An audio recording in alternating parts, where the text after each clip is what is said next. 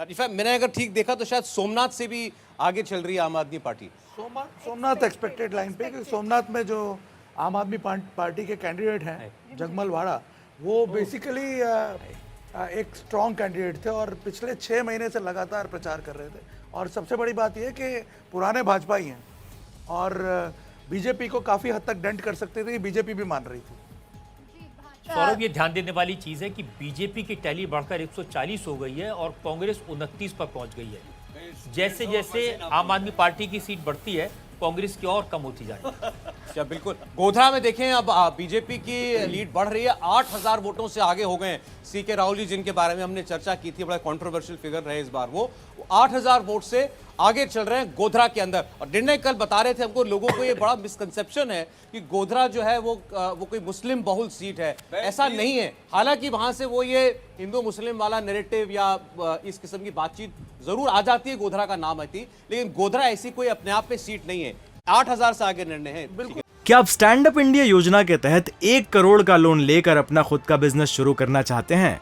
तो freedom app को download करें और इसकी पूरी जानकारी अभी प्राप्त करें। ये होगा बिकॉज देखिए, मैं आपको एक बात बता दूं, गोधरा से नैरेटिव जरूर सेट होता है 2002 की वजह से, लेकिन गोधरा में अगर आप देखें तो मुस्लिम प्रतिशत जो है वोट्स का, वो 25% से ज़्यादा नहीं है। प्रभाव डाल सकते हैं लेकिन डिसाइडिंग फैक्टर नहीं है। वहाँ पे डिसाइडिंग फैक्टर है क्षत्रिय वोट और ट्राइबल वोट, और वो हमेशा से सीके राहुल जी को पर्सनली काफ़ी फेवर करते रहे। हिमाचल में एक्सपेक्टेड लाइन पे जो वीरभद्र के बेटे हैं विक्रमादित्य सिंह, शिमला रूरल से दूसरे राउंड की मतगणना के बाद 1900 वोटों से आगे चल रहे हैं। 1900 वोट से आगे चल रहे हैं। आप क्या सेफ मार्जिन समझते हैं किसी कैंडिडेट के लिए हिमाचल में? छोटी कॉन्स्टिट्यूएंसी होती है। देखिए, जहां तक देखा जाए तो विक्रमादित्य जी सीट निकाल लेंगे, ये तो है। सेफ मार्जिन अगर 4-5 हजार से आगे हो तो फिर थोड़ा सेफ समझा जा सकता है, ठीक, कम से कम। सौरभ, इनके पास जो लोकल सोर्सेस से हिमाचल की जानकारी आ रही है कैंडिडेट्स के बारे में, वो ज्यादा जानकारी बता दें दर्शकों को।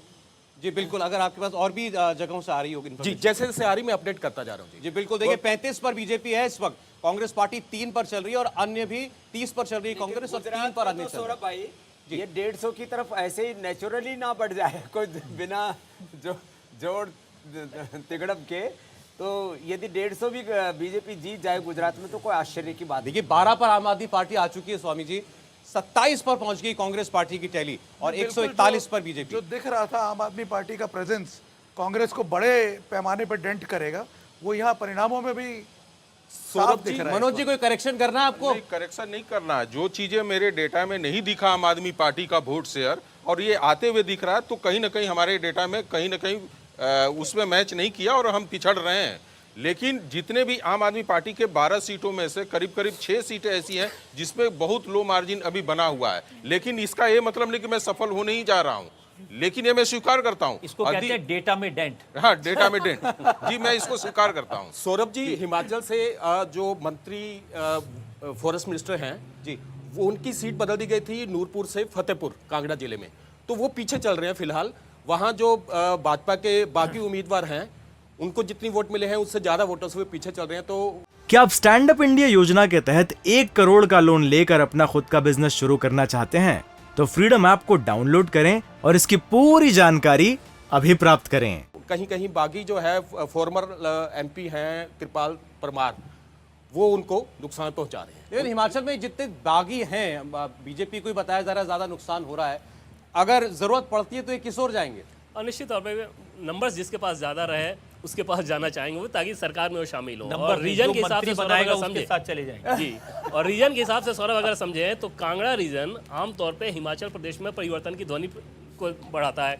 इस बार उसमें लगभग 15 विधानसभा सीटें आती हैं। इस बार बीजेपी की पूरी कोशिश थी कि कांगड़ा रीजन में अच्छा किया जाए और इसलिए अपनी ताकत उन लोगों ने सबसे ज़्यादा वहाँ पे लगाई है। कांगड़ा और मंडी दो अगर रीजन को देखें तो लगभग 25 सीटें हो जाती हैं विधानसभा की। 35 के बहुमत में 25 सीटें अगर 2 रीजन से आए तो आप अंदाजा लगा सकते हो कितना महत्वपूर्ण होता है। शिमला रीजन में बीजेपी ऑलरेडी अच्छा नहीं करते रही है क्योंकि वो वीरभद्र सिंह का इलाका रहा है। तो बिलासपुर, मंडी, कुल्लू, इन सारे इलाकों में बीजेपी ने इस बार अपनी पूरी ताकत लगाई है। इंडिया टीवी हर वक्त हर जगह डाउनलोड करने के लिए सर्च करें India TV news Google play store या ऐप स्टोर पर।